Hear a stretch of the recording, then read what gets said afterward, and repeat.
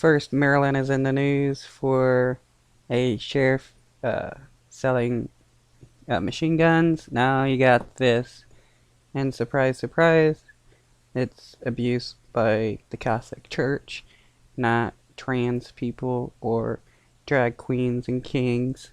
Today, certainly in Maryland, is a day of reckoning and a day of accounting.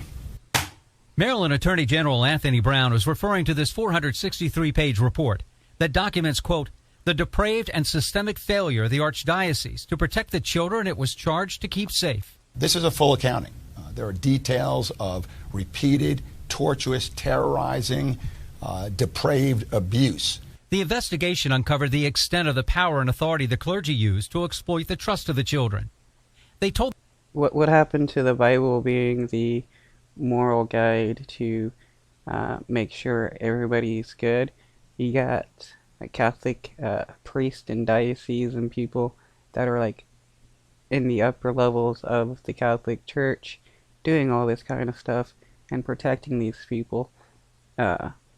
This just proves that the Bible is just used to for people to hide behind and be like, I'm this, morally good person, while they're, doing bad privately. And again, this isn't by trans people. This is by the Catholic Church.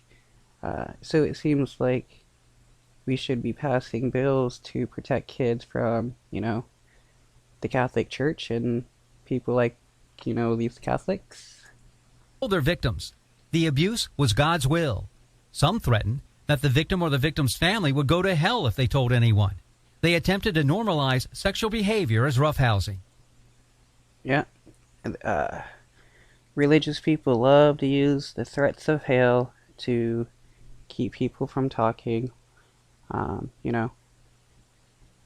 If you say something, that means you're disobeying God and you're gonna go to hell. If you feel wrong about this, that means, you're sinful and you're gonna go to hell. And it's not like hell is even real. It's just a tool used by people to get other people to do things. According to the report, certain parishes had multiple abusers. St. Mark's in Catonsville had 11 child abusers living and working there from 1964 to 2004. 4 parishes had 6 abusers, including St. Michael Overley. The report cites a case where a sexually abused child came to a priest for counseling. His parents so trusting, they let him spend the night.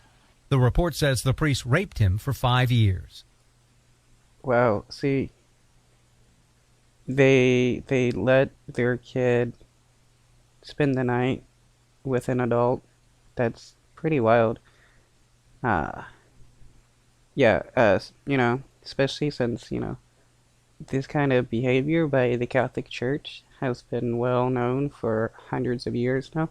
All they do is move these people from one place to the next so that they just keep on doing it, because the Catholic Church, at its core, is about child abuse. A distraught father of a young girl demanded a priest be removed. The priest confessed to an uncontrollable attraction to young girls and a yielding to temptation from time to time.